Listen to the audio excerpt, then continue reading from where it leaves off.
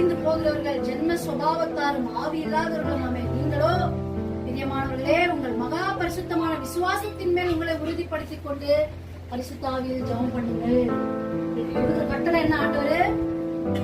அவருடைய பரிசுத்தமான விசுவாசத்தின் மேல் உங்களை உறுதிப்படுத்திக் கொள்ளுங்க.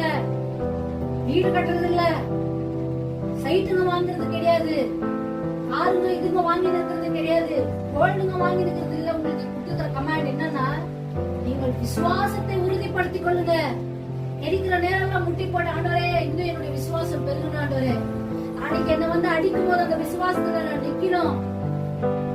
இந்த உலகத்திலேயே நம்ம இருந்துட்டு இருக்கணும்னா நம்ம ஆறாம இருந்துட்டு இருக்கலாமே. பேதுரு எழுதும் போது சொல்றாரு, பரதேசிகளுக்கு எழுதுகிறேன். பரதேசினா யாரு?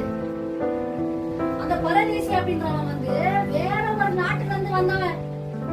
அப்ப நீ ஆண்டவர் உன்னை உருவாக்குறதுக்கு முன்பதாக, இந்த உலகத்துக்கு அனுப்புறதுக்கு முன்பதாக நீ எங்க இருந்த? பரலோகத்துல இருந்த. அவர் உன்னை நம்பி இந்த உலகத்துக்கு அனுப்புறாரு உன்னை. அப்ப நீங்க எப்படி இருக்கணுமா? பரதேசிய போல இருக்கணும். பக்கத்துல கை பிடிச்சுங்க. இந்த உலகத்துக்கு சொந்தமான மனுஷன் நீ கிடையாது, நீ ஒரு பரதேசி. நிறைய பத்தி பார்த்து பரதேசி. பேதுரு எழுதும்போது சொல்றே, பரதேசி நீ அங்கிருந்து வந்தவன்பா, நீ வந்து இங்கே ஒட்டிக்காத. இதுவே நம்மளுடைய எமோஷன்ஸ், நம்ம திங்கிங் எல்லாமே அட்டாச் ஆயிடுது. கணவன், பிள்ளை, வீடு இதெல்லாத்தையும் விட்டு வெளியில வரணும் நம்ம. இல்லைன்னா ஆண்டவருக்காக எழும்போது ரொம்ப ரொம்ப கஷ்டம். பாரு பசங்களே பார்த்து என்ன வந்துச்சு எட்டி வச்சுட்டு போறதுக்கு. அந்த காலத்துல இருந்த பசங்கன்னா வந்து பாப்பாங்க, வாரத்துக்கு ஒரு வாட்டி வந்து பாப்பாங்க. இந்த காலத்து பசங்களை எழுத்துற சத்தியமா வரமாட்டாங்க.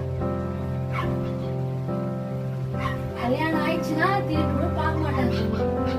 நம்ம கூட நடுத்தல போடணும். அந்த மாதிரி காலகட்டத்துல இருக்கிறோம்.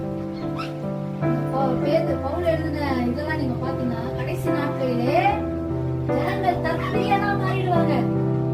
நீ ஒண்ணு இல்ல, ஒரு வீட்டுல சாவாயிடுச்சுங்க. எந்த வீட்டுல நீங்க போங்க, சாவாயிட்டு வீட்டுல கொஞ்ச நேரம் வந்துட்டு இருப்பாங்க. அதுக்கப்புறம் போன் கொடுத்துருங்க பசங்க.